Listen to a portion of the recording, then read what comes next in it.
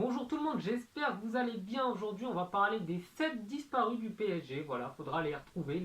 Le jeu des 7 erreurs, donc les 7 erreurs de recrutement. Les mecs qui sont passés à Paris, on ne sait pas pourquoi ils sont passés là et qui ont totalement disparu. Donc j'ai décidé de vous parler d'eux et de vous expliquer un petit peu ce qu'ils deviennent maintenant. Le premier dont j'ai décidé de parler est Yohan Cabaye. Donc lui venait de Newcastle, il est arrivé en 2014-2015, il a fait une saison et il s'est barré.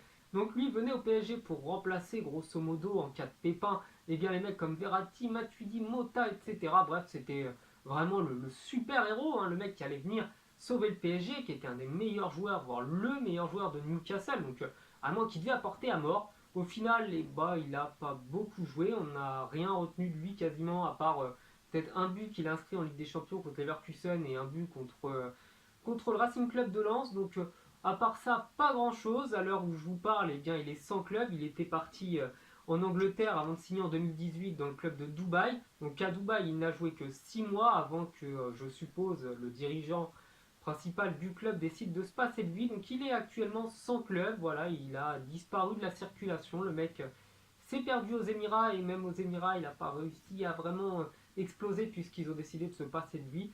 Donc autant vous dire que c'est un mec dont la carrière a été gâchée en passant au PSG et c'est pas le seul malheureusement. Le second, encore un milieu de terrain, là c'était pour remplacer Kaba et c'est Stambouli. Alors j'ai l'impression que ce poste est maudit. Bref, Stambouli est arrivé au PSG, il a joué quand même un petit peu, il a joué pas loin de 40 matchs, ce qui est tout à fait honorable. Moi je retiens quand même des matchs plutôt pas mauvais, c'était pas le pire des joueurs. Malheureusement il a disparu comme tous les autres, il n'a joué que un an à Paris avant de partir en 2016 à Schalke, donc un club dans lequel il joue toujours, mais il ne joue plus énormément, il n'a joué qu'une dizaine de matchs cette saison. Donc sa carrière est un petit peu mise en pause, en stand-by. C'est vraiment dommage et vous verrez que celui qui était là pour le remplacer, alors là, c'est encore pire. Vous doutez bien de qui je parle évidemment de Krikoviak. Donc Krikoviak qui était venu pour remplacer Stambouli, Stambouli qui était venu pour remplacer Cabaye. Bref, un poste où il était plutôt bon à Séville. Il a été même nommé parmi les 11 meilleurs joueurs de la Liga l'année où il signe au PSG. Il connaissait très bien Emery avec lequel il évoluait. Malheureusement, manque de bol ou je ne sais pas quoi, quand il est arrivé au PSG, il n'a pas joué. Il a fait qu'une dizaine de matchs avant d'être prêté et de disparaître à petit feu. Donc il est parti pendant à peu près 2 ans ou un an et demi à West Bromwich avant de partir là cette saison au Lokomotiv Moscou. Donc il se sort plutôt pas trop mal du niveau de jeu là-bas et tout, il est même plutôt bon. Mais il faut aussi relativiser parce que le championnat russe c'est assez lent. Donc normalement, le PSG devrait accepter la proposition d'achat pour lui là en fin de saison. Mais je pense vraiment que la carrière de Krikoviak est plutôt sur une pente descendante. Le quatrième milieu de terrain dont on va parler, c'est Ressé. Donc Ressé qui est arrivé en même temps que Ben Arfa. Là encore, Ben Arfa, c'était pas glorieux au PSG. Donc Ressé était arrivé comme un super grand joueur, vraiment la superstar, la pépite à en devenir du Real de Madrid. Manque de bol, après 6 mois seulement au PSG où il n'a presque pas joué avec Emery, il a été prêté à Las Palmas avant de disparaître à Stoke City. À l'heure actuelle, il joue au Betis Séville, donc il a joué la Coupe d'Europe là-bas.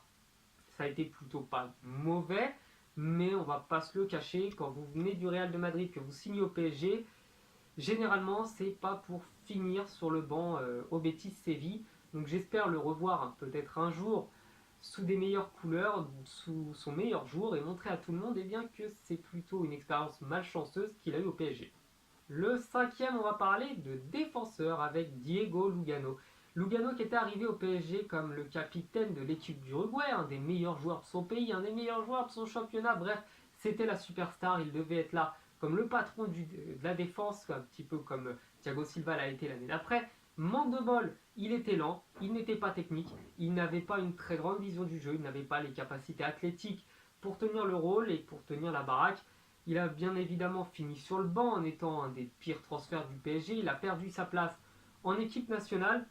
Donc là, à l'heure actuelle, il est en retraite, mais il est passé par des clubs plutôt pas terribles. Il est parti à Sao Paulo, donc là ça va. Mais il a aussi joué avant ça aux Pays-Bas et je crois en Espagne. Bref, autant vous dire que sa carrière est plutôt mauvaise. Il a très très mal terminé. Et je pense honnêtement que le PSG a été beaucoup trop haut pour lui et ça a anéanti sa carrière. Un autre défenseur, cette fois-ci Van der Wiel. Donc Van der Wiel a quand même évolué pendant 4 ans au PSG, il a fait plus d'une centaine de matchs. c'est plutôt pas mal, mais s'il est dans ce classement, c'est parce que pour moi, il a totalement disparu. Au moment où je vous parle, eh bien, il joue en MLS, donc il est à Toronto. Toronto qui n'est pas la meilleure équipe de MLS, la MLS qui n'est pas le meilleur championnat du monde.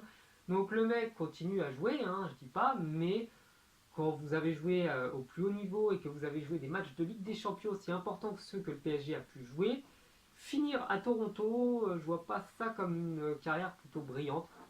Donc bon, peut-être que le challenge est intéressant là-bas, mais voilà, tout ça pour vous dire que Vanderbilt est au Canada. Et le dernier dont j'ai décidé de parler, c'est Yuri Berchiche. Donc Berchiche qui a fait un an au PSG, 32 matchs, c'est quand même plutôt honorable.